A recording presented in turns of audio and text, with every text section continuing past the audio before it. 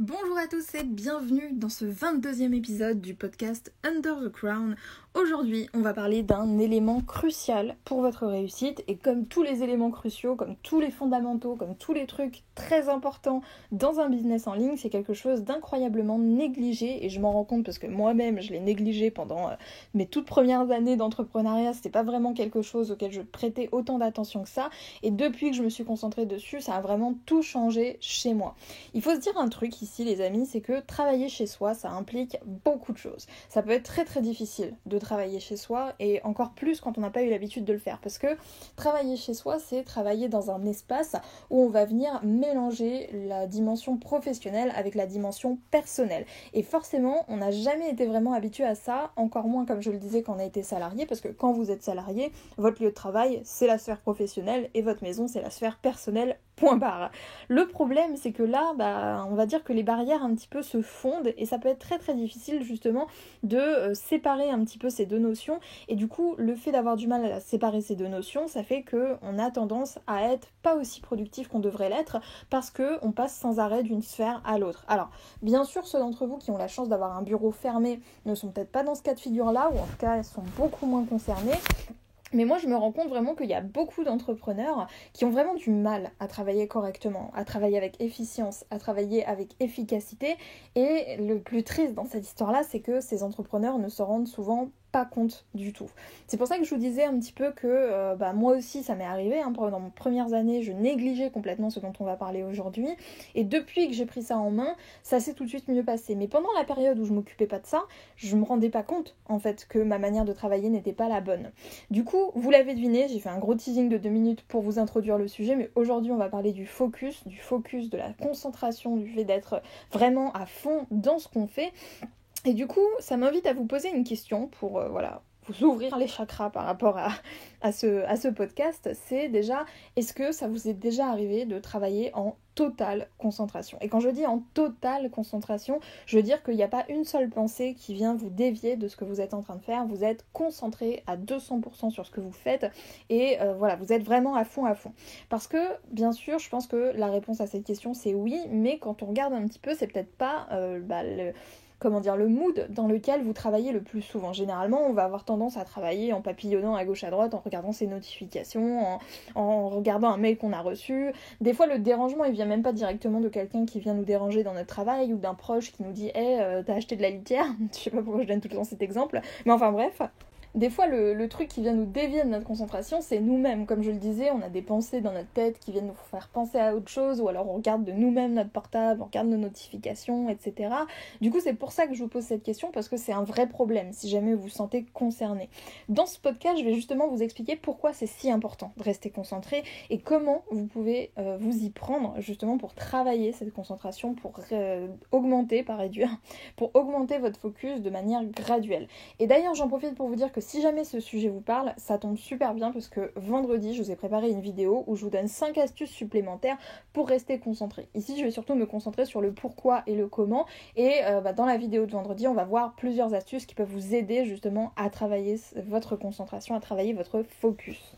Un autre rappel aussi avant de démarrer dans mon explication, c'est que j'ai une formation qui s'appelle justement Focus Fantastique qui en fait est un système d'organisation et de gestion de projet centralisé sur un outil qui s'appelle Notion et dont je vous parle très très souvent. C'est une formation que j'ai décidé de supprimer définitivement à la fin de la semaine. Donc si jamais cette formation vous faisait de l'œil, qu'elle vous intéressait et que vous vouliez justement voir comment appliquer un système d'organisation directement sur l'outil Notion, je vous invite à aller la prendre avant qu'elle ne soit plus disponible parce qu'après elle sera définitivement supprimée. Dans cette formation, je vous montre comment j'avais installé mon ancien système d'organisation et de gestion de notes sur Notion. Aujourd'hui, j'ai basculé une partie de mes tâches sur Things en gardant à peu près le même modèle que j'utilisais sur Notion et Notion me sert surtout pour tout ce qui est de la gestion de projet, des process, etc. Donc si jamais vous avez encore du mal à vous organiser de manière digitale, je pense que c'est l'outil parfait pour vous et que cette formation va vraiment vous aider à y voir plus clair et à mettre en place un système pour être beaucoup plus concentré, ne pas être interrompu sans arrêt par le fait de devoir chercher une idée que vous avez notée à gauche à droite puisque là tout est centralisé au même endroit. Donc maintenant que c'est dit, je vais vous expliquer pourquoi c'est important de travailler sa concentration et comment vous pouvez vous y prendre pour commencer à le faire dès maintenant. Pour vraiment que ce soit clair, il va falloir que je commence par vous expliquer ce qu'est vraiment le fait d'être focus. Être focus, c'est être concentré, c'est-à-dire qu'on aura zéro pensée qui vont nous faire dévier de notre tâche première, c'est-à-dire de la tâche qu'on est en train de faire. Comme je le disais un petit peu plus tôt, votre focus il peut être interrompu par plein de choses différentes. Ça peut être un enfant ou un proche qui vous dérange, un proche qui vous pose une question, la télé, une notification, un SMS, enfin il y a plein de choses comme ça qui peuvent du coup déconcentrer votre attention de ce que vous êtes en train de faire et ça c'est un problème. Il y a aussi tout ce qui est interne, j'ai envie de vous dire. Par exemple, vous avez une pensée parasite, vous avez un souci récurrent dans votre vie et vous cogitez là-dessus, vous ruminez, ça c'est quelque chose qui peut complètement détruire votre concentration. Et pourquoi c'est important du coup de prendre soin de ce focus ? Parce que quand on est focus, bien sûr, on devient tout de suite beaucoup plus efficace dans ce qu'on fait. C'est-à-dire que plus on va être concentré sur ce qu'on est en train de faire, plus on va avancer rapidement et mieux on va faire les choses. Pour ceux d'entre vous qui ont suivi la formation Optimize Kingdom, vous savez que moi, tout mon système d'organisation se base principalement sur ce que j'appelle les lois de la productivité, qui sont des lois immuables sur lesquelles je base vraiment toutes mes décisions, tout ce qui se rapporte en fait à mon organisation de manière générale. Et il y a une des lois de la productivité qui s'appelle la loi de Carlson, qui nous dit qu'un travail réalisé en une fois prend moins de temps et d'énergie qu'un travail étalé en plusieurs fois. Le truc, c'est que quand vous êtes déconcentré, en fait, vous allez justement faire votre travail en plusieurs fois, parce que vous allez penser à autre chose et après vous allez vous y remettre, etc. Alors que si vous êtes vraiment à fond focus du début à la fin, vous allez faire le travail d'une traite. Forcément, si vous faites des micro-pauses constantes, j'appelle ça comme ça, même si on peut même pas vraiment employer le terme pause, parce que regarder une notification, c'est pas une vraie pause en soi, mais vous voyez un peu ce que je veux dire. Forcément, ça nous ralentit énormément et ça nous coupe dans ce qu'on appelle l'état de flow, c'est-à-dire l'état où on est vraiment à fond dans ce qu'on fait, où on se sent vraiment en symbiose, j'ai presque envie de vous dire, avec la tâche qu'on est en train d'exécuter et où on perd vraiment cette notion du temps. Pour moi, vraiment, en tant qu'entrepreneur, le fait de développer son focus, c'est vraiment un fondamental parce que c'est un très très bon moyen de travailler plus en y consacrant moins de temps. Parce que depuis que justement je travaille au maximum dans un mood hyper focus, non seulement ça me permet de mieux faire les choses parce que je suis plus passionnée, je suis plus investie dans ce que je fais, et en plus de ça, je vais être beaucoup plus rapide dans l'exécution. C'est comme faire quelque chose qu'on aime bien, on le fait plus rapidement, avec plus de plaisir, et ça devient tout de suite beaucoup plus facile. C'est grâce au fait d'être en permanence ou presque dans un état d'hyperfocus que je peux me permettre de travailler peu et d'avoir quand même un rythme de publication assez soutenu. Moi je trouve vraiment qu'avec un bon focus on développe une sorte de super pouvoir, on devient une espèce de super humain, vous voyez, capable d'abattre vraiment plein de tâches avec une vitesse qu'on ne soupçonnait pas, avec un rythme qu'on ne soupçonnait pas et surtout des tâches qu'on va exécuter d'une qualité qu'on ne sera pas capable d'exécuter si on est sans arrêt déconcentré. Ça c'est sur le papier bien sûr, mais dans la réalité le problème un petit peu avec le focus c'est que c'est une ressource limitée. Encore une fois je vais vous citer une des lois de la productivité qui est la loi d'Illich, qui est l'une de mes lois préférées dont je parle assez souvent, donc peut-être que vous la connaissez déjà. La loi d'Illich elle nous enseigne que la productivité tend à décroître jusqu'à atteindre des valeurs négatives. C'est-à-dire que plus vous allez être concentré et moins vous le devenez, si on peut dire ça comme ça. En fait moi ce que j'aimerais que les gens comprennent, et j'ai l'impression que les esprits des uns et des autres commencent à s'ouvrir à ce sujet-là, mais pendant très longtemps, on se berçait d'illusions sur l'idée que travailler 8 heures par jour, c'était normal. Mais aucun être humain normalement constitué n'est capable de travailler en restant vraiment concentré pendant 8 heures d'affilée. Il faut prendre conscience que le focus, la concentration, comme la motivation, c'est une ressource limitée. C'est quelque chose qui repart à zéro tous les matins quand vous vous levez, mais il y a un seuil à ce truc-là, il y a une limite à ce focus, et quand vous dépassez cette limite, et bien du coup, vous devenez beaucoup moins efficace, beaucoup moins productif. Si je travaille moins de 3 heures par jour, comme j'aime bien vous le dire, c'est pas seulement parce que je suis une grosse feignasse, mais c'est aussi parce que justement, mon focus est une énergie qui est limitée. Au-delà de 3 heures, je commence à devenir beaucoup moins efficace, beaucoup moins productive, mon travail commence à devenir beaucoup plus pénible, et je suis pas devenue entrepreneur pour ça. Je suis pas devenue entrepreneur pour pouvoir faire un travail qui me dégoûte et m'en dégoûter moi-même à force de trop travailler. Il faut se dire un truc aussi, c'est que 3 heures en restant complètement focus, c'est toujours mieux que 30 heures en étant complètement dispersé, en faisant 10 trucs à la fois. Quand on regarde les tâches exécutées, ce que je fais aujourd'hui en 3 heures, c'est supérieur à ce que je faisais avant quand je passais ma journée entière derrière mon ordinateur, parce que je suis plus reposée, parce que je suis plus concentrée, parce que je suis plus à fond dans ce que je fais et que ça me prend beaucoup moins de temps. Il faut comprendre qu'on a tous un rythme différent, on a tous une manière de gérer différente. Là, 3 heures, je sais que c'est mon max à moi, mais ça dépend des gens. Donc il y a des gens pour qui ça va être plus, il y a des gens pour qui ça va être moins. Il me semble que la moyenne par rapport à ce que j'ai pu voir comme études, etc., la moyenne du focus sur une journée, ça se situe aux alentours de 3-4 heures maximum. Mais ça reste une moyenne. Moi, je suis vraiment de cet avis, de cette opinion, de cette école, qu'il faut absolument trouver votre rythme à vous et ne pas avoir honte d'avoir une capacité de focus limitée. Si vous savez que actuellement vous n'arrivez pas à vous concentrer plus de 30 minutes sur une journée, travaillez 30 minutes. Travailler 30 minutes en étant focus, pour moi, ça vaut toujours mieux que travailler 8 heures en étant complètement dispersé, encore une fois. Il faut vraiment comprendre ça parce que je vois beaucoup d'entrepreneurs qui s'épuisent à faire des journées à rallonge, à travailler comme des dingues en se disant ouais, il faut travailler dur pour réussir. Là, l'idée, c'est pas de travailler dur pour réussir. L'idée, c'est de travailler bien, de travailler intelligemment pour réussir. Du coup, en écoutant tout ça, vous dites, mais c'est génial, comment on fait pour développer son focus? Comment on fait pour développer son super pouvoir? La règle numéro 1, et je l'ai déjà un petit peu introduite jusque-là, c'est de respecter vos besoins. On n'a pas tous la même capacité de focus. Mais la bonne nouvelle, c'est que le focus, c'est comme un muscle. C'est-à-dire que si jamais on n'a pas eu l'habitude de rester concentré longtemps, ce muscle, il s'est atrophié. Donc il va falloir le retravailler et on ne devient pas du jour au lendemain capable de se concentrer pendant 8 heures d'affilée, encore une fois. Si vous vous sentez mal, justement, de n'être capable que de rester concentré pendant 10-20 minutes, c'est l'un des meilleurs moyens finalement de gaspiller l'énergie que vous avez le plus bêtement possible. Pour moi, il n'y a pas de place de culpabilité, il n'y a pas de place pour la culpabilité, c'est plus français, dans la productivité parce que c'est une énergie, un temps de pensée et tout plein de trucs que vous gaspillez en fait à vous dire oh là là je suis un cacamou, etc. Et ça n'aide personne, encore moins vous, de vous dire ce genre de trucs. Faut comprendre que rester concentré, ça demande une grande quantité d'énergie. Donc cette énergie, il faut l'économiser pour vous en servir au moment le plus propice. Donc en culpabilisant, en vous disant que vous êtes nul, en vous disant que voilà, vous êtes moins bien que les autres, etc., vous gaspillez une énergie qui est précieuse et qui pourrait vous aider justement à faire quelque chose de constructif. Pour moi, vraiment, il faut arrêter de se battre contre soi-même, de se battre contre ses défauts, de se battre contre ses tares. Il faut être indulgent envers soi-même et comprendre que si actuellement on ne peut pas être comme on veut, on peut travailler à le devenir, à condition d'adopter le bon mindset. Et le bon mindset, avoir les bons réflexes mentaux, ça commence par arrêter de s'auto-flageller en se disant qu'on est trop nul et qu'on n'arrive pas à se concentrer.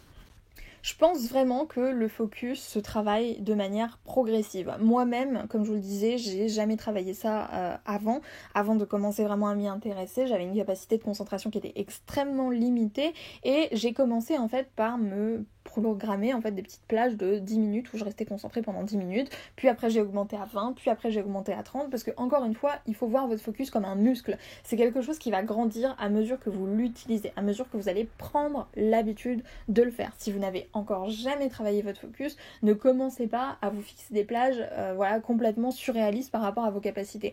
Il faut pas trop forcer, en fait il faut trouver l'équilibre où vous allez être légèrement inconfortable mais où ça va être quand même assez agréable parce que si jamais vous vous forcez trop, vous risquez de vous dégoûter et du coup vous allez associer le focus à la souffrance. Il faut comprendre que l'état de focus c'est pas une punition, c'est pas un état dérangeant, au contraire le focus c'est très très agréable. Avant personnellement, et je sais de quoi je parle parce que vraiment ça me concernait, je considérais les moments de concentration comme une vraie souffrance. C'était un truc qui était long, qui était difficile, qui était fastidieux, etc. Et aujourd'hui c'est comme ça que j'aime le plus travailler en fait, parce que on peut très facilement associer le focus à la souffrance, surtout quand on commence à travailler dessus. C'est vraiment pas l'objectif de faire ça. Si jamais vous essayez de travailler votre focus et que vous finalement vous mettez dans une situation qui vous pousse à détester ça, vous n'allez jamais y arriver en fait, vous n'allez pas réussir à associer ça à du plaisir on va dire, et forcément vous allez avoir du mal à rester de plus en plus concentré. Donc comment on fait pour comprendre que le focus est agréable, comment on fait pour justement faire en sorte que ça se passe bien? Déjà, il faut ne pas trop vous forcer, encore une fois. Il faut y aller petit à petit, trouver le moyen d'adapter le focus à votre caractère, à votre personnalité. Je vais donner mon exemple parce que je trouve qu'il est parlant et c'est celui que je connais le mieux, a priori.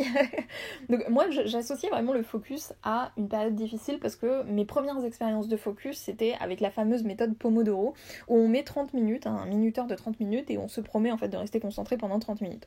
Le truc, c'est que les Pomodoro, pour moi, c'était une vraie souffrance, en fait. C'est un truc insupportable. Quand je me disais, j'ai une Pomodoro à faire, j'avais envie de vomir, limite c'est horrible, j'avais pas envie. Pourquoi ? Parce que je me suis rendu compte après coup que 30 minutes, tout de suite, pour moi en tout cas, c'était beaucoup trop. je me forçais en fait finalement à utiliser aussi les Pomodoro uniquement sur les tâches qui me déplaisaient le plus parce que j'avais pas envie de les faire, donc je me disais allez, une Pomodoro c'est terminé. Et forcément du coup vu que je travaillais tout le temps comme ça dans la souffrance, j'ai associé en fait le focus à la souffrance. Quand j'arrivais enfin finalement à me concentrer, en plus de ça les Pomodoro ça venait me déconcentrer parce que du coup le timer de 30 minutes était passé. Donc en fait j'avais adopté une méthode qui était douloureuse pour moi, qui était pas agréable et qui ne fonctionnait pas pour moi. Dès l'instant où j'ai commencé à avoir de la lucidité là-dessus et que j'ai changé ma méthode pour rester concentrée, donc c'est-à-dire que maintenant je fais plus de Pomodoro, je me chronomètre, et tout de suite le focus est devenu quelque chose de beaucoup plus agréable. Parce que les premières fois, ok, c'était pas facile, je restais pas concentrée très longtemps, etc. Mais plus le temps avançait, plus je me disais ah ouais, quand même. Donc là tout de suite c'est devenu quelque chose de plus agréable. Il faut vraiment ne pas vous forcer à utiliser des techniques qui ne fonctionnent pas pour vous. Il faut vraiment prendre votre caractère, ce que vous aimez, ce qui vous met le plus à l'aise et essayer de faire en sorte que vos moments de focus soient des moments qui soient agréables pour vous. Parce que en soi, le focus c'est vraiment quelque chose de très agréable quand on le maîtrise un petit peu. Autre conseil assez important, c'est qu'il va falloir libérer votre espace mental. La concentration, le focus, ça demande beaucoup de place dans votre esprit. Ça demande beaucoup de place et beaucoup d'énergie. Si dans votre tête, c'est déjà rempli de pensées parasites dans tous les sens, de tâches à faire, d'idées, etc., ça ne va pas fonctionner. Vous connaissez la technique de noter tout ce qu'on a dans la tête, alors appliquez-la. Moi, je trouve qu'il y a quand même un problème avec cette technique de tout noter. Le problème, c'est que en général, nos notes sont très très mal organisées. Combien d'entrepreneurs j'ai vu avoir des piles de 15 carnets? Et j'en faisais partie, hein. Combien d'entrepreneurs j'ai vu noter leurs idées à gauche, à droite sur plein de logiciels différents? Ça c'est un problème parce que si on n'a pas un endroit bien précis où tout noter, où prendre toutes nos notes, où organiser un petit peu toutes nos idées, tout ce qui se passe dans notre tête, on va tout le temps être déconcentré. Dès qu'on va avoir une idée, au lieu de la noter directement à l'endroit où on doit le noter, on va se dire alors où est-ce que je le mets, etc., ce qui va encore plus nous déconcentrer. Bref, c'est un vrai cercle vicieux. C'est pour ça que la formation Focus Fantastique s'appelle Focus Fantastique, parce que le fait de centraliser toutes vos notes au même endroit, ça vous évite de vous poser sans arrêt cette question de mince, où est-ce que j'ai noté telle idée, mince, où est-ce que je note ce que j'ai en tête là à l'instant T.